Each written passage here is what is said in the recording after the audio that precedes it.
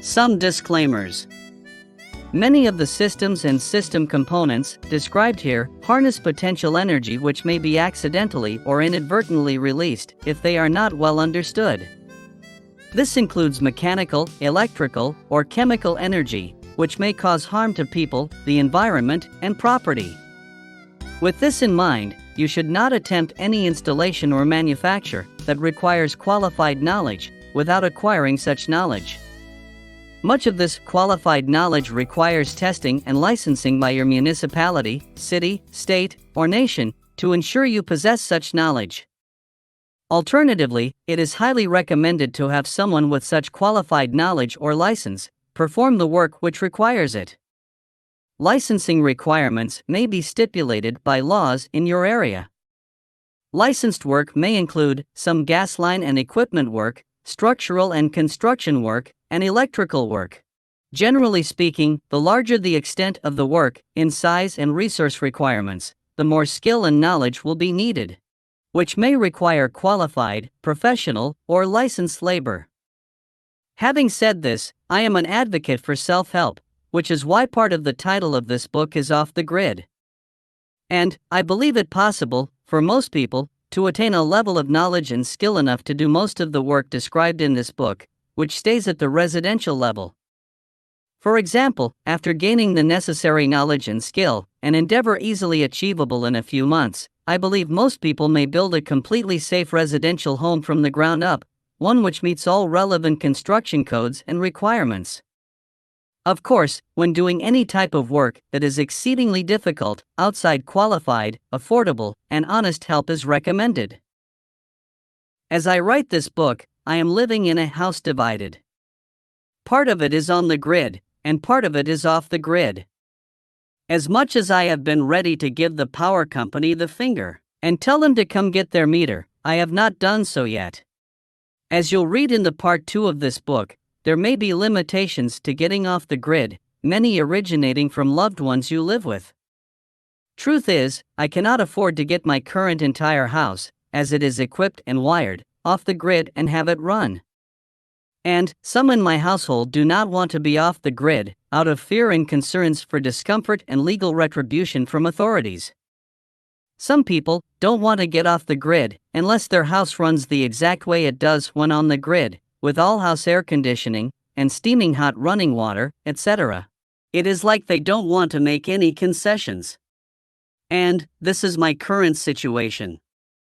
I currently have solar panels and battery systems running interior lights and office and entertainment equipment, and I do most of my cooking using LP gas. And I can claim I am about 50% off the grid, as I still reluctantly use water heat, refrigeration, some cooking, and air conditioning from the grid. I have kept a close watch on the energy the electric company claims I use. I say claims, because I very much doubt this is true. For example, I have been charged for double the energy used for the same month under almost identical conditions for several years at this home. And I have done tests where I purposely use very little electrical energy, yet I get among the highest bills for that month. These and other obvious discrepancies have occurred to me repeatedly with 4 different electrical companies and 4 different municipalities, including electrical services from Florida Power and Light, Flint Energies, Alabama Power, and most recently Georgia Power. Between 2012 and 2018, I was very close to completely pulling the plug.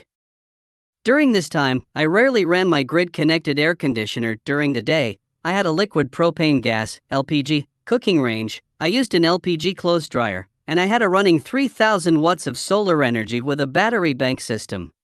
Furthermore, I was constantly feeding about 300 watts of energy to the utility grid during the day, using grid-connected solar equipment. These measures should have offset, or replace, the energy I used from the electric company by at least 50%. But, to no avail. The electric company not only continued to charge me about the same amount in each monthly bill, but I noticed a sharp increase in energy charges during the last few years of that time period. In 2018, I moved to another home. With frustration and lost hope in the system, I did not install solar panels or invested in other electricity saving systems for over 2 years. I figured that even if I took many energy-saving steps, I would not be rewarded for them by the electric company. And I had years of experience and data to support this feeling. I realized that, in this area, remaining connected to the electrical grid and trying to save energy was a zero-sum game. It just made me spend more money to save little or nothing, at times even pay more. So, I decided the best way to save energy and money was to abandon the grid and stop supporting it and paying for it. I realized the grid really does not care and does not want you to save energy. The grid only wants you to keep paying and pay more. And you pay more by using more energy. That's how they grow and make profits. After calming my frustration and settling on the fact that I was alone in this fight, I began my unshakable quest to get off the grid and stay off the grid. I began to put my experiences and data together and ramped up my research on the practices and tactics of the grid. At the same time, a relatively new and growing technology was advancing: electric vehicles, EVs. And the EV industry were rapidly advancing the technology at the heart of the off-grid systems, lithium batteries. Also, during this time, solar technologies became more affordable and popular. The pandemic years of 2019 to 2022 actually presided over a boom in commercial solar energy installation and use. I personally worked in a solar farm mega project during 2019 and 2020. 3 other large solar projects were built in my immediate area alone, in Middle Georgia, after 2020. With more capable, reliable, and affordable solar panels and off-grid batteries, I once again was encouraged to pick up where I left off and continue my plans to completely get off the grid. I learned about the efforts the big electric companies were making to own solar and to, simultaneously, thwart rooftop residential solar installations. This solidified my conviction that the grid was against me and everyone that pays into it. These malicious efforts extended far beyond the electric grid. I began to learn that the water service, communication services, and food services followed the same abusive trend of thwarting change and ever-raising profits. These companies were largely for-profit entities that were taking advantage of your deep dependence on them. I began to see that this dependence was largely fabricated and had been passed down to me immediately after I began to work at the age of 16. I call this situation forcible service, and it has been the case for most people living in modern communities, towns, and cities for at least 3 generations.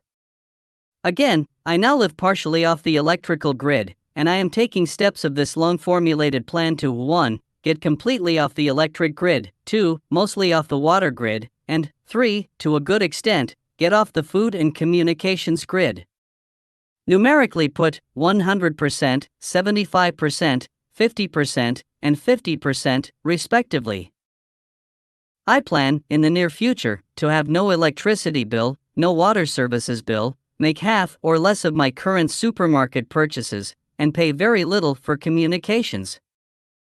In summary, living in this house divided, with much guilt I admit that, I still have the following on utility electrical energy: central air conditioning, most of my cooked meals, and heated water. Apart from that, all else I do is off the electric grid. This book is my roadmap to my off-the-grid goals, some of which I have achieved, others are remaining in my to-do list. As you may deduce, many of my off-grid goals have developed from sour experiences with the grid, others have come from my wishes of freedom and to help the environment. Over the last 10 years, I have installed, tested, and experimented with several on- and off-grid alternative technologies. I have worked with solar energy equipment, many types of batteries, wind turbines, heat collectors, solar cookers, and several LPG-powered appliances. And I can tell you that there are enough free and affordable options to be off the grid comfortably, reliably, and safely. The technologies are here and ready to do this.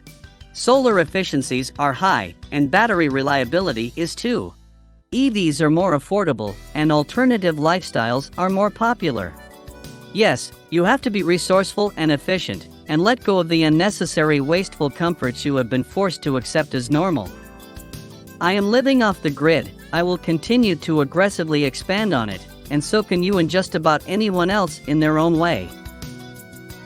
Thank you for listening to this podcast.